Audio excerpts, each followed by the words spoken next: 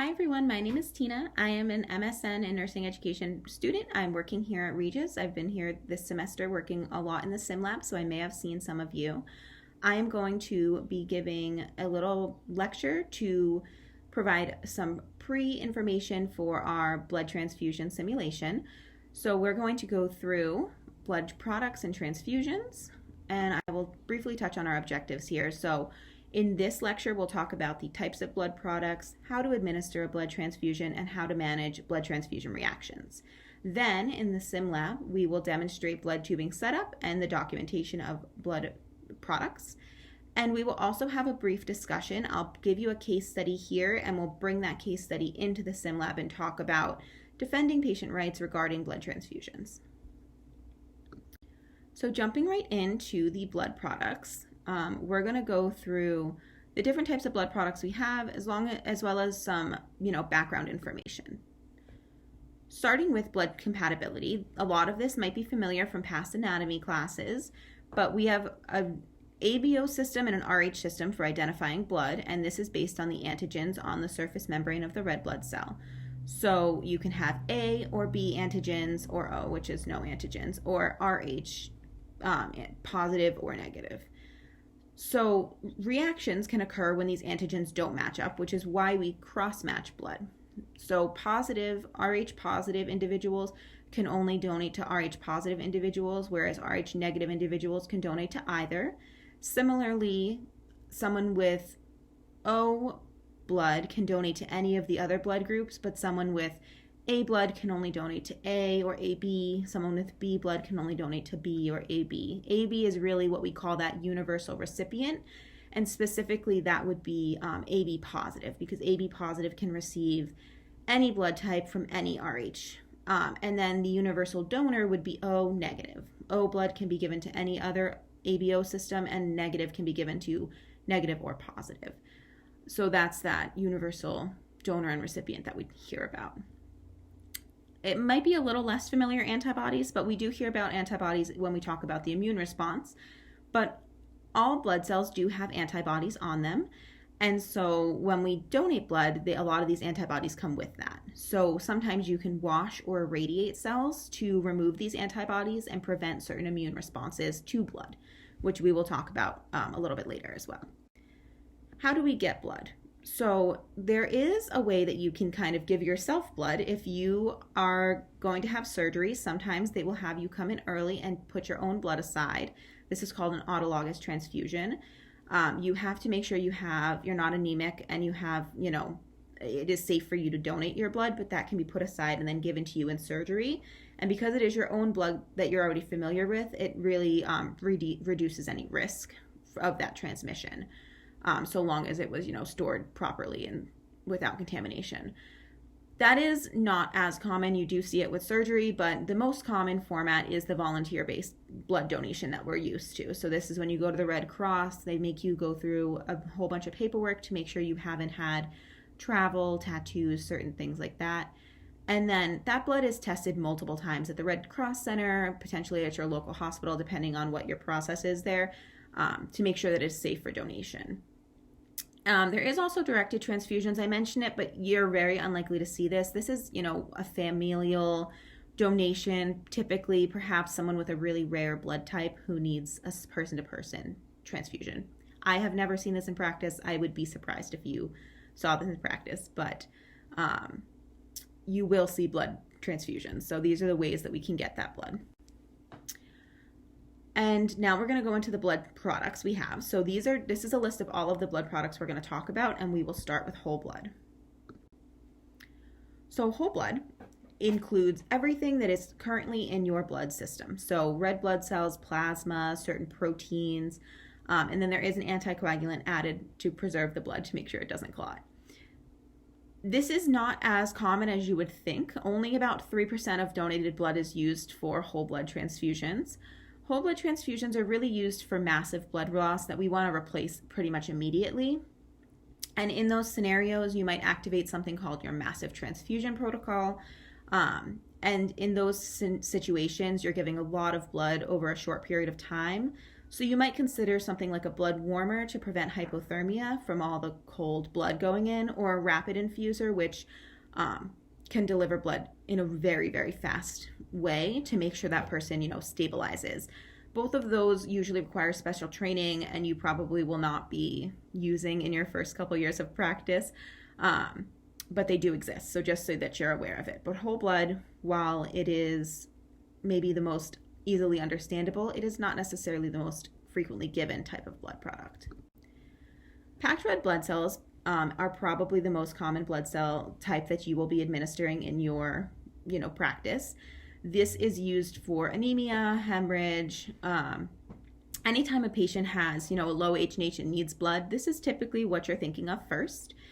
I do have on all of these slides the amount of volume and the infusion rates. These can vary by policy and hospital, so you do want to give whatever your hospital policy is. This is sort of based on my experience and what I could find in the literature, but about 300 mLs, typically 2 units are given. Sometimes you might only give 1 unit if the H&H is borderline, and infused over 2 to 4 hours. You would want to consider, the patient situation. If the patient has really bad CHF, you might not want to infuse this over 2 hours. You might want to take a bit longer. You typically cannot take longer than 4 hours because the blood product will be expired and not work as well, or potentially have, health risks. So follow your hospital protocol, but we do have some guidelines here. And then I'll talk briefly about this, but we can wash or irradiate certain products. So if all of your blood products that you get might have some antibodies on them, it also can be contaminated with a small amount of white blood cells that get through the filtration process, and these can cause reactions. So someone who's getting multiple blood transfusions or has a history of blood transfusion reactions might want to have washed cells, which go through an extra process to make sure all of those components are removed. And these are things that if they don't get used, make sure you're returning them back to the blood bank. So if you don't spike this, they potentially can be reused. Especially, this here is O positive blood, which, likely could be reused for a variety of people. So make sure you're sending those back to the blood bank ASAP if they do not get used for some reason. Platelets are another type of blood product. You'll see this one looks a lot different than the last couple we showed. So platelets are stored in plasma, which is why it is that sort of yellowy appearance. And platelets are the clotting factor in our blood. So this is really good for someone who has thrombocytopenia, which is a low platelet count. And typically the platelet count when they have a low platelet count, they'll consider platelets based on a variety of different reasons. So if it's really, really, really low, here less than 10,000, you might just be giving platelets. Whereas maybe if it's only, 49,000, then we need to consider, are they bleeding? Do they have sepsis? Do they have a surgery coming up? Are we going to give platelets, or is this maybe an acceptable level that we can work on what's causing it and leave it be? So those are kind of the discussions that the doctors are having when they're considering platelets. And platelets, typically, someone can donate just platelets. That's apheresis. But most of the time, platelets are gathered from a variety of different donors and put into the this sort of platelet administration here. Plasma is also a different component of the blood that we can administer. Typically, you will have what is called FFP. FFP stands for fresh frozen plasma. You can get plasma fresh, but FFP, it's frozen, it's going to last longer, be easier to get. So typically we administer FFP, which is defrosted and then administered. And plasma contains water. It's really the other components of blood that are not your red blood cells. So it also contains those plasma proteins, which are your clotting factors, the parts of the coagulation cascade. And this can be great for managing bleeding and also managing people who need these coagulation factors given back to them. So we do consider this with massive transfusion. A lot of times, you could give that whole blood, or you can give a certain amount of packed red blood cells followed by a unit of FFP. So some massive transfusion protocols will go through, 4 units of 4 units of packed red blood cells and then a unit of FFP. That really varies hospital by hospital, but it is used in massive transfusion as well to help sort of restore normal blood volume. And then the other component with the clotting factors. So in DIC, we might be using this disseminated intravascular coagulation. You may need to restore clotting factors. Someone who has a high INR, because of warfarin, maybe they need to reverse that INR because of massive bleeding or surgery. You can give FFP because it's going to have the clotting factors that will reverse that INR. It also can be used for TTP, which stands for thrombocytopenic purpura, which is also a bleeding disorder, and then coagulation factor deficiencies as well, because it has the coagulation factors in it, so it can be used to sort of replete those. Cryoprecipitate is another similar to plasma in the sense that it has clotting factors, and it is stored in plasma, but it is more concentrated clotting factors, specifically factor 8, fibrinogen, and factor 13. So this is also frozen, defrosted, and then administered, and it's really used for specific factor deficiencies, hemophilias, and then it can be used as well in DIC to replace fibrinogen, which is usually lost in DIC. Then we have some specific products derived from blood. So these include factor concentrates, so specific factor products. For example, if you just wanted to replete factor 8 because someone had von Willebrand's disease, you can derive that from blood and administer that. These are more rare, but I will touch on albumin on the next slide, which is not rare. Albumin is frequently used, and it is technically derived from the colloid in blood, but it is administered a little bit differently than all of these other products we're discussing. And I will briefly touch right now about IVIG. IVIG is IV immunoglobulins. This is really used for replacing immune support, replacing sort of those immune system that is needed in certain issues. So people with leukemia, HIV, AIDS, anything where you're really losing your immune support, IVIG can be used to sort of restore some of that. However, because it has, the immunoglobulins in it, it has a high risk of anaphylaxis or of allergic reaction. So IVIG is something that is definitely given, but it is given with caution because it can have negative consequences associated with it. ISG, the most common immune serum globulin that you'll hear about is RhoGAM. RhoGAM is given in pregnancy when you have sort of Rh incompatibility, so you might hear about that in your OB class. But in practice, in the general medical surgical areas, you'll most likely see either IVIG, and then you will probably see at some point albumin, so we'll talk about that. Albumin is technically derived from plasma.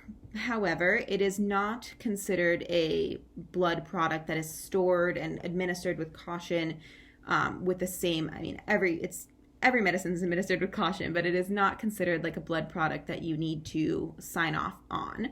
It is stored similar to how insulin is a human product, but it is not like stored in any particular way. Albumin is stored similarly, so you can usually get it out of your Omnicell or Pyxis. And there are different concentrations, so 25% is what I have here, but there is a 5% concentration.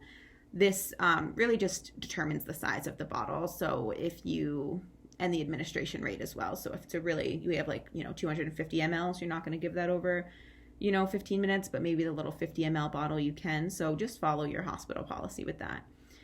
So this goes through a pasteurization process, so it does not have any viral transmission risk. It does not sort of align with the other blood products we're discussing, but it is technically derived from blood, so we'll talk about it. The use of albumin is also a bit different. Albumin is really used to restore blood volume. It draws fluid from the tissues into the blood vessels, into the vasculature. So this can be great to restore blood volume when someone is dry and they need to get some fluids from the tissues. So that occurs in shock and hemorrhage, so that those burns, things like that. And then we also do something called albumin-guided diuresis, where, if they have a lot of third spacing, maybe we want to draw that fluid into the vasculature and then use diuresis to push it off, because maybe they're just overloaded, but it's not necessarily in the vasculature. We need to get it in there and then push it out. So albumin you'll definitely see. That is a pretty common medication that you might see in practice, but it is on our blood product list, but it operates in a different method there. And then our final blood product that we'll talk about here are granulocytes. This is pretty rare. Granulocytes are what they sound like. They are granulocytes, which is a type of white blood cell. It does also contain some lymphocytes in it and some red blood cells, which gives it that kind of murky white-red appearance. These white blood cells are combined from a variety of donors, and this is really used for life-threatening infections in someone who does not have their own white blood cells. So someone who is neutropenic, they don't have enough blood cells to respond, and they're trying to fight off a life-threatening infection. And this is used as, instead of a one-time dose, this is usually a treatment. So you get it over a couple days, 5, 7, 10 days, to try to fight off that infection. If you are administering this, this is typically administered maybe in chemo units or specific HIV/AIDS units. It is not something very common, but some administration notes. White blood cells do not last long, so it has to be given as soon as you receive it. And typically these patients need pre-medication. You're giving white blood cells, which cause allergic reactions in blood transfusions. So you definitely, and these patients are already having immune issues. So you typically want to give all of the pre-medication things that we consider, which we'll talk about with blood transfusion reactions. But if you've heard about these before, Benadryl, Tylenol, or sometimes even steroids pre-transfusion to try to prevent any allergic reactions. And then the other thing we talked about here to mention is just on this photo, you can see here and here, these arrows. So because of the type of product here, this blood separates, which most other blood does not. So you do need to agitate or shake the bag to prevent clumping of those white blood cells together. So this blood has separated. So you see all the white blood cells are coming up to the top, and then that red blood cell separation at the bottom. So that's something you would want to consider if you were administering this, but you would have special competencies and this is not a very common transfusion type. The last thing we'll talk about are modified blood products, which we have briefly touched about, but blood products can be modified to sort of prevent transfusion reactions. So what are the methods we can do for that? Filtration. All blood is filtered to remove clots, to prevent certain issues. However, there are more specific filters. The rapid transfuser, if you do ever use that, has very specific, very small filters because it is given so rapidly that you don't want to have anything get through or have any complications from that. And then there are specific filters to help make sure that no white blood cells get through for certain people who have had reactions in the past or who are at high risk of having reactions if any white blood cells get through.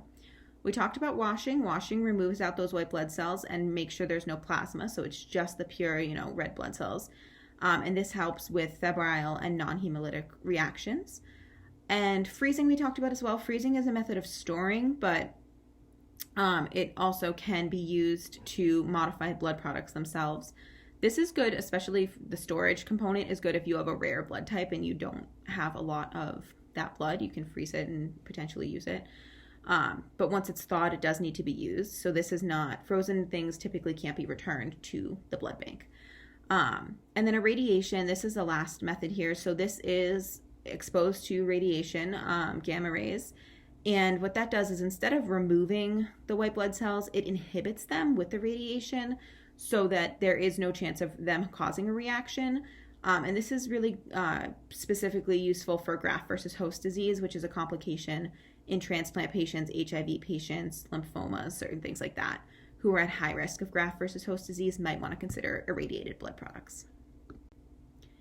So after each section, we're going to go through a few questions. I know this is asynchronous, so you're seeing this all at once. So please pause before each question and try to answer it on your own, and then we'll go through the answers.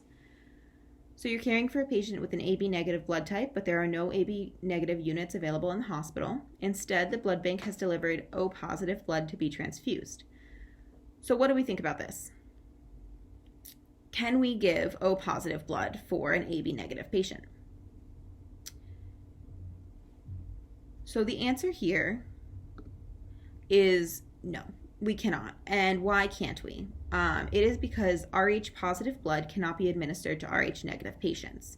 So option C here also said it was inappropriate. However, this is untrue. It is true that it's inappropriate, but the rationale here is not true. O blood can be administered to AB patients, O positive blood simply can't be administered to AB negative patients. Our next question here is about a cancer patient with hemorrhage post-chemo thrombocytopenia. They have activated the massive transfusion protocol. Which one of these blood products might you administer? So we know this patient has thrombocytopenia as well as hemorrhage. So what blood cells might we use here?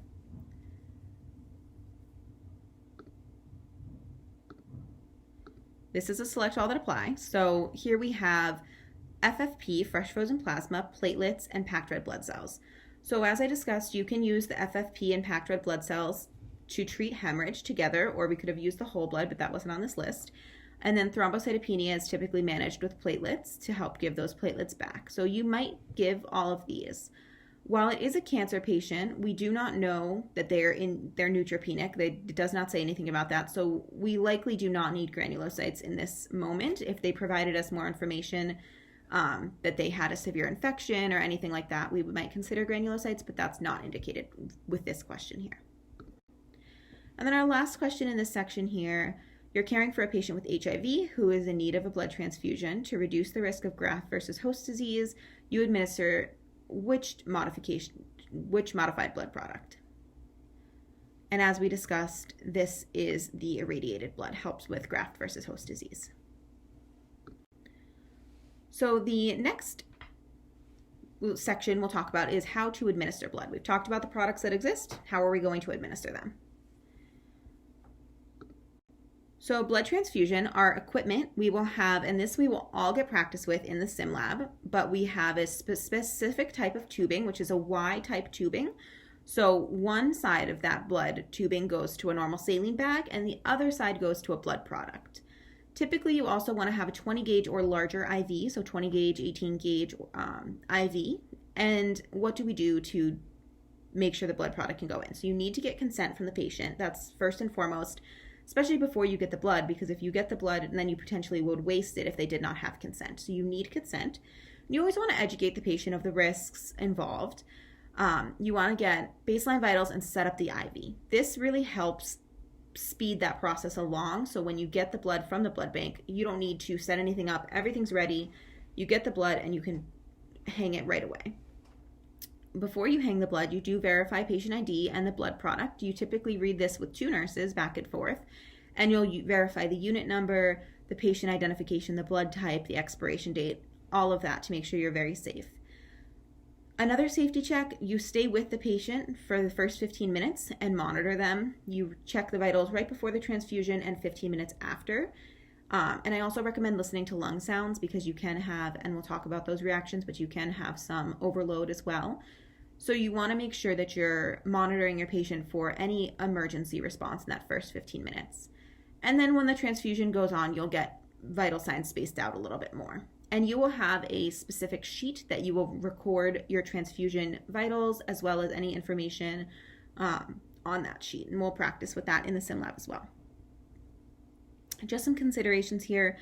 Fatal transfusion errors are pretty rare. Like the blood centers have very low rates, like in the less than 1% rates of issues with their blood itself in the filtration process. Typically, fatal transfusion reactions are because of clerical error. So, nursing doesn't check the labels properly or the blood bank mislabels. It is very uncommon, but just make sure that you are really cautious before you administer blood. The only compatible fluid with blood is normal saline, so you never want to hang a bag of D5 or anything else with your blood. And blood should be used immediately. So within the first 30 minutes, you should be hanging that blood. All patients have the right to refuse blood. It is considered a medication, and they are allowed to refuse any part of their care. And when you're considering where to administer blood, if you have a patient who's constantly bending their arm, the AC is not going to infuse well, so maybe a peripheral forearm or something like that might be better. If you only have the AC, you're going to use what you have. And that's about, we'll practice this in clinical, but those are some important parts of administration there. Emergency release, this varies by your location as well, but if you need a patient who has not been cross-matched, so you have not sent a type and screen, you do not know this patient's blood type, but it is an emergency. Let's say you work in the ER and the patient came in bleeding out. You can receive usually emergency release medication, which is a special process you have to go through. And it is typically O positive or O negative blood administered just to give them something. And O negative, as we discussed, is that universal donor, so it can be used for anyone. So that is something you might see in like an emergency department setting for someone who does not have the time for cross-matching. Blood storage. If you are doing maybe a massive transfusion and you need a lot of blood in a short period of time, blood needs to be used, we discussed, in 30 minutes. So if you need blood pretty rapidly, you might want to store it in a cooler. So these are some of cooler types. They're called Thermal Wizard. It's one of the brands. Typically this is done in the OR. They use these in the emergency room, maybe in an ICU. Coolers should never be shared between patients. They should be clearly labeled with the patient information. They should always be kept closed to keep them cool. And then the blood product rule of 30 minutes does take into account when you remove the blood from the cooler. And coolers are typically good for 8 hours. That might vary by your hospital, so double check which type of cooler you have. This is specific to this brand, Thermal Wizard. Blood warming. So we discussed this briefly, but if you are rapidly transfusing blood, or if you're giving massive amounts of blood, you may want to warm the blood to help prevent hypothermia and also cardiac arrest. It also cannot be too warm, because if the blood is heated beyond 37 degrees Celsius, it can hemolyze inside of the blood, like the blood bag itself, which will cause reactions for the patient. So you would be trained on the blood warmer. A lot of times anesthesia or the OR nurses will run the blood warmer. So just check when you start at a hospital if you do have a blood warmer. That's something you'd get additional competencies for, but it does exist. And then rapid transfusion, like we talked about. This is an image of a rapid transfuser, which looks, pretty intense. This is, really reserved for emergencies. We need rapid amounts of blood administered to the patient. And this is typically in such an emergency format that they might have a central line to administer this through, or like a 14 gauge, which is a very large IV. And no other medications or anything else can be administered with the rapid transfusion. That line is dedicated at that time to the blood. And this is really, severe hemorrhage that is like critically ill. You would use the rapid transfuser. And similarly, anesthesia or OR staff may be the ones to run this in your hospital if you have one. So going through a couple questions on this section about administration. So you're completing the 2RN blood verification and notice that the patient medical record does not match the blood bag. However, the name and blood type match. What should you do in this situation? So pause and think about your answer. And the answer here is to return the blood bank. Clerical errors, if they occur, can be very dangerous. And perhaps the medical record number doesn't match. They got swapped. So potentially, this blood might belong to a different patient, or you don't know what happened in that situation. And so because of that risk, you should return that blood and have a new unit sent up. Next question here. Your patient needs 1 unit of packed red blood cells. You've completed all of the prep and the blood bank notifies you that the unit of blood is ready. You sent for the blood and the transporter arrives at 12. You know that the blood must you must start transfusing the blood within, take a moment and think about your answer. 30 minutes, we've talked about this. Blood has to start. So if it arrived at 12, you would need to give that blood, start the transfusion by 12:30. All right. And our last question for this section, you've just hung a second unit of packed red blood cells for your patient while your other patient is calling your name. It has been 5 minutes since the transfusion started. What is the most appropriate course of action? So pause and think about your answer. And in this situation, you would delegate checking on your other patient. It is really important to stay with your patient for that first 15 minutes to make sure there's no allergic or other type of reaction. And you can delegate to a nursing assistant to go make sure that that other patient is safe. You don't want to not check on that patient and you don't want to leave your patient. So that's the time that delegation can really come into key. Or if you don't have a CNA or something, calling another nurse and being like, I really need to stay with this patient. Can you, go check on this guy across the hall? The last section that we'll talk about here are blood transfusion reactions. So we're going to go through a variety of different types of blood transfusion reactions and what we might do to treat them. So there are immediate reactions. That's what you're looking for in that first 15-minute check. That's what you're looking for when you administer blood. Then you can have delayed reactions. This you're not going to be able to see in those first 15 minutes, and you might not see for days after. And then there are some complications or side effects of blood that you just want to consider. So let's go through the first section, the acute blood transfusion reactions. So we have allergic reactions, which can occur from those proteins in the blood. Allergic reactions might start as hives, an itch, a rash, or some flushing, but it will not get to the respiratory part. Simple allergic reactions do not go further than sort of hives and things like that. If they do go further, we call that anaphylactic reactions. So that goes a little bit further. So allergic reactions we can typically manage with Benadryl. So you might, if a patient is known to have, a little rash with their blood transfusion, you might pre-medicate them with Benadryl. If the patient does develop allergic reactions and you don't know that they're going to have one and you haven't discussed a plan, you would want to stop that transfusion and discuss with the doctor what's going on, because if it does proceed to anaphylaxis, it's better to be safe. But simple allergic reactions you sometimes can manage just giving some Benadryl. Anaphylaxis is different. Anaphylaxis starts as maybe hives or a rash, goes into wheezing, stridor, and the airway starts to close. And you can also have hypotension and eventually shock with the anaphylaxis. This is an emergency. You need to stop the transfusion right away. You would be calling your doctor. This patient will likely receive epinephrine or an EpiPen, steroids, oxygen, and potentially could be intubated for airway protection. A febrile reaction is also one of those ones where it can be potentially something that we need to emergently manage. However, some people do get a slight fever with blood transfusions that you can pre-medicate with Tylenol. So this is usually from white blood cells that get into your blood product. So some reaction symptoms here: fever, chills, headache, flushing, anxiety. And so if you administer Tylenol beforehand, sometimes you can avoid these.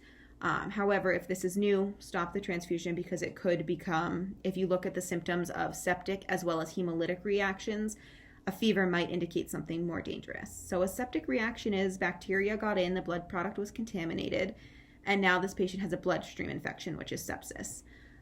This patient's going to be febrile. They might become tachycardic and hypotensive and go into septic shock. This is something you'd stop the transfusion. You'd want to culture the patient to see what bacteria got in, and you would start administering antibiotics and sort of treating sepsis. Then we have two acronyms here, TACO and TRALI. TACO stands for Transfusion Associated Circulatory Overload. So this is simply the blood product was too much volume for the patient. Perhaps they have heart failure, or they can't really manage fluid very well. So now the 300 to 500 mLs they got in their blood transfusion has caused overload in their lungs. So this patient will look like any other fluid overload patient. Shortness of breath, hypoxia, crackles in the lungs, cough. So this is why I said, it does not hurt to listen to their lungs beforehand, and then after the 15-minute check when you're doing those vitals, I think add in a lung sound with that, just to make sure you're not overloading at all. And this is something where you don't necessarily need to stop the transfusion right away. You might, especially if the patient's not known to have CHF, then you might think that it is the next step up, the TRALI, which we'll talk about. But you would call the doctor. You can stop the transfusion, call the doctor, but the doctor might order to decrease the rate and continue and give some Lasix to try to draw off fluid. If the patient has known CHF, they might potentially give, some Lasix beforehand. And then to manage the symptoms, they might give oxygen or morphine to help with the breathing. TRALI stands for transfusion-related acute lung injury. So this is that the antibodies in the blood actually are damaging the lung. So it is not fluid overload, even though it is affecting the lungs. It's actually damage to the lung. Similar presentation with the shortness of breath and hypoxia, but eventually this will lead to hypotension and more severe respiratory issues where you might need sort of intubation as well. So this, you would definitely stop the transfusion, and you would need to get respiratory involved and potentially transfer to a higher level of care. The last type of reaction here is hemolytic. So this is the what we're all concerned about when you give the ABO compatibility does not match. So you can have a hemolytic reaction up to 24 hours, and then after 24 hours, we consider that a delayed. However, typically hemolytic reactions occur within the first hour. This patient is going to be febrile, flushed, and complaining of severe back pain or flank pain. They will become hypotensive, and eventually they'll have red-colored urine, brownish red urine, and that will lead towards renal failure. This is something you'd immediately stop the transfusion, and this is a complicated treatment. Typically goes up to a higher level of care because there's a lot of supportive care and not a lot of immediate treatment we can do. So you want to give fluids, give diuretics. It's kind of a mismatch there to try to, replace blood volume and also get out any of those, negative side effects. And hemolytic reactions are difficult to treat. So you always want to be cautious with your ABO typing. Delayed reactions here. Now we're talking about delayed hemolytic reactions. So this is something we talked about, ABO incompatibility is very dangerous. It is. And delayed hemolytic reactions can be dangerous, but they're certainly not as dangerous as the acute hemolytic reactions. A lot of the times the symptoms, they might become febrile or jaundiced a few days after the procedure. And a lot of the times the complications here are just renal. And so it is monitoring the renal status, making sure that they don't go into renal failure. Graft versus host disease, we talked about briefly, maybe irradiating to prevent this.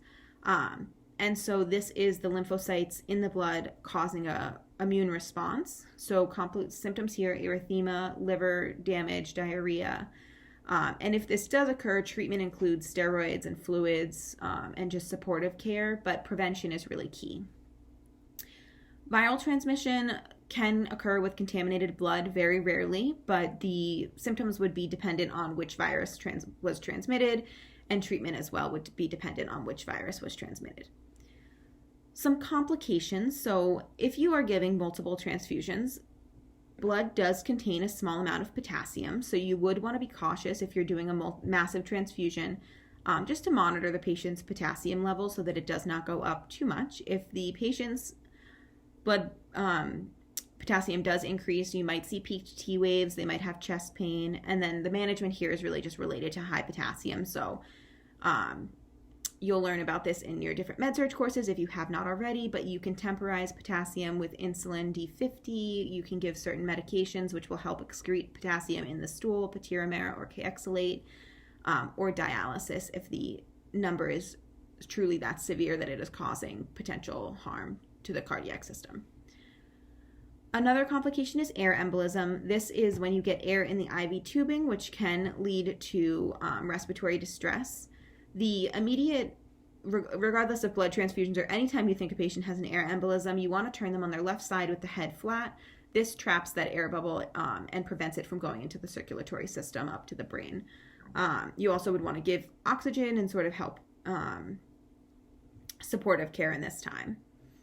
The other complication we'll talk about here is iron overload. Again, multiple transfusions do contain iron, so you can cause iron overload, and this would the symptoms would be kind of a bit difficult to tell right away. If I'm being honest with you, I think most likely they would go into an arrhythmia, and then you would have to sort of work through the causes there. And the treatment of iron overload is something called chelation therapy. Iron overload is not very common. If you do see it, it is likely on the differential, and then you eventually work through that. So generally, for any blood transfusion reaction, now that we've gone through the type, the best care, if you think a patient is having a reaction, is to stop the infusion. Then you would start normal saline at a KVO rate, just to, maintain patency, keep the fluids going. You would get vital signs, recheck your blood product, your patient label, call the doctor. I know that's on here, but you would definitely be calling the doctor right away. And if you take all the blood products down, you want to return all the blood products with their labels back to the blood bank so that they can do testing and confirm everything. You want to document on your reaction form and in your notes, wherever you document, you want to document about this reaction, the suspected reaction, your vital signs, what you saw. You will get a type and screen post the reaction as well. This is the ABO typing. So this is to recheck that the first type and screen that you based this blood product on was correct, that there wasn't a clerical error there. And you'll obtain a urine specimen. This helps determine if there was a hemolytic reaction. Urine specimens can be used to determine that. So those are some things you would want to consider. Significant reactions you should report to your hospital's transfusion committee, and also they report, or potentially you can report to the Mass Department of Public Health if you think that there was if there was a product with the issue with the blood donation center, things like that. Typically the transfusion committee does that. However, you may be able to report that as well. So now that we've talked about reactions, let's talk a few questions about this section as well. So again, pause before you answer and I will discuss the answers here. A patient started receiving their first unit of blood at 10. It is now 10:10 and the patient is reporting itching, chills, and a headache. The temperature is now 99.8 from 98. Your next action is, so we would stop the transfusion. Anytime you see a transfusion reaction, you would want to stop the transfusion and put up the normal saline KVO and call the doctor.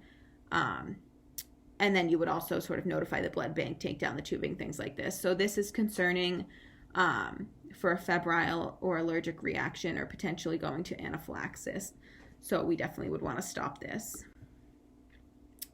Question 8, your patient is having a transfusion reaction. You stopped the infusion. The next action is, well, I just mentioned this in the prior slide, but you would disconnect the blood tubing and put up a KVO. And this says here, disconnect and set up a new KVO.